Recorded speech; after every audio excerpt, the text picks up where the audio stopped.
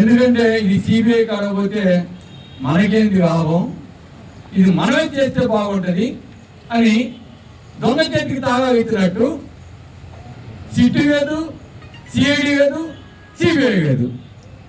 ఎవరైతే ప్రధాన పాత్ర పోషిస్తున్నారో సిఐ ఐఎస్ కావు, డిఎస్పీ కావు, వాళ్ళ చేతికే ఇది ఎంక్వైరీ చేయమని చిన్నగా కమిటీ అదే ఇచ్చేసి దీన్ని సప్లై చేసేదానికి, అంటే అణిచివేసేదానికి. ఎందుకంటే దీంట్లో ప్రధాన పాత్ర పోషించింది సిఐ ఐఎస్ కావు, డిఎస్పీ కావు, ఎమ్మెల్యే కావు. ఆ 100 కోట్ల పైసలు అమౌంట్ నొక్కేసింది ఎమ్మెల్యే కాదు, ఈ పోలీస్ అధికారులు. కాబట్టి చాలా తెలివిగా, ఎందుకంటే అతను చాలా తెలివైనడు. ఎందుకంటే గతంలో కూడా ఎంతో మందిని పార్ట్నర్స్గా జాయిన్ చేసుకున్నాడు, మీకు అందరికీ తెలిసిందే. అటు గతంలో కొంతమంది మినిస్టర్స్ కూడా ఆయనతో పార్ట్నర్స్గా జాయిన్ అయ్యారు, వాళ్ళకి పగానామా పెట్టాడు. అదేవిధంగా పిఎస్ఆర్ పాప అతను ఆత్మహత్య చేసుకున్నాడు. దాంట్లో కూడా ఇతనే ప్రధాన నిందితుడు. వాళ్ళ ల్యాండ్స్ అన్ని కూడా చూడడం కూడా రాయించుకున్నాడు అంటారు. అలాగే ఇంకా కొన్ని ఉన్నాయి, చెప్పకూడదు ఎందుకు.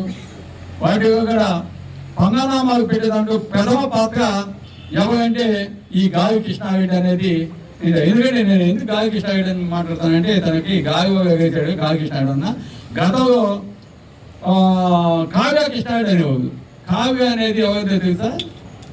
ఆయన కుటుంబ సభ్యుల పేరు కాదు, వేరే ఆయన పాట కూతురు పేరు ఏదో అనుకుంటాను అని నాకు ఎవరు చెప్పారు.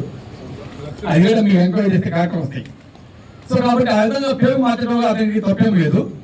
ఆ గాలి కృష్ణారెడ్డి తన తెలివైనట్టు కాబట్టి ఈ దర్యాప్తు అంతా కూడా ఆ సిఐ గాయచేసేవారు, డిఎస్పీ గాగే చూస్తా దీన్ని ఏ విధంగా మనం అణిచివేయాలా అని ఒక పథకం ప్రకారం దీన్ని ఎమ్మెల్యే గారి డైరెక్షన్స్లో 10 రోజులు ఇక్కడ ఉంచి ఆ డబ్బంతా తెప్పించి నొక్కేసి అతన్ని జైలు పంపించి తర్వాత తెలంగాణ ప్రభుత్వానికి అప్పచెప్పడం, పోలీస్ డిపార్ట్మెంట్కి అప్పచెప్పడం జరిగిందని నేను చెప్తాను. అదేవిధంగా